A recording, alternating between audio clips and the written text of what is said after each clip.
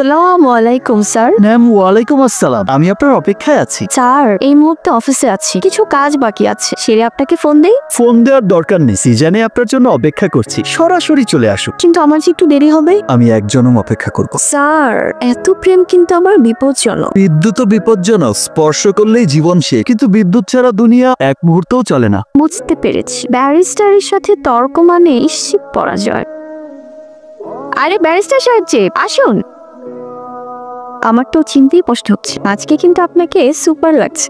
Thank you. তো হঠাৎ কি মনে করে আসে, আমরা কি করতে পারি আপনার জন্য? আপনাকে তো কোনো কথা বলতেই ভয় লাগে। মানে কি, আমি কি এতই খারাপ মানুষ? আরে না না, তা নয়, বেশি ভালো মানুষকেও কিন্তু মানুষ ভয় পায়। এখন কিন্তু আবার বেশি হয়ে যাচ্ছে, আসল কারণ কি সেইটা বল। আপনাদের এই সংগঠন চালাতে তো অনেক টাকা পয়সার দরকার। আমি সেদিন একটা প্রপোজাল দিলাম, আপনি তো রিফিউজ করে দিলেন। কষ্ট নেবেন না ব্রাদার, আসলে টাকা পেলেই কখনো ধরা উচিত না। যদিও সংগঠনটি অনুদানের টাকাই চলে এবং চলবেও তাই, তবুও টাকা পয়সার ব্যাপার একটু বুঝে শুনে নেওয়া উচিত না? আপনি কি আজকে টাকা দিতে চান? যদি আপনার অনুমতি হয়। অনুমতি দেওয়া হলো।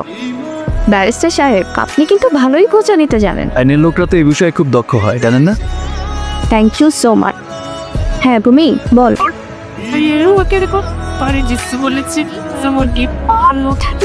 কেন? ভয় পাস নেই, আমি আছি।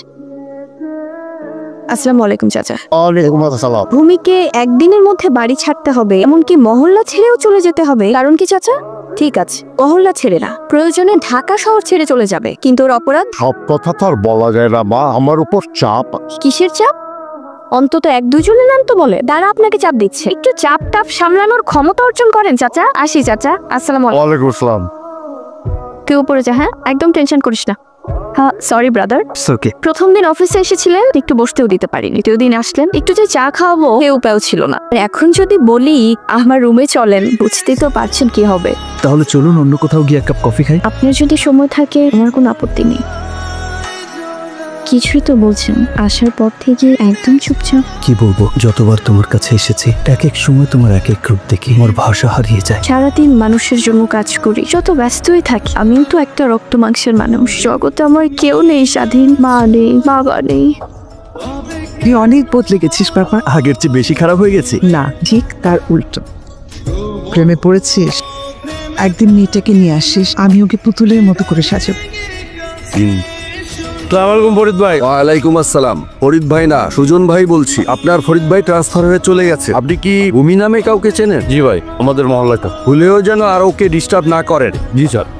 কি হয়েছে ভাই ভূমি থানায় কমপ্লেন করছে, ওসি সাহেব বললো আর যেন ডিস্টার্ব না করি। তারা ডিস্টার্ব করবি না।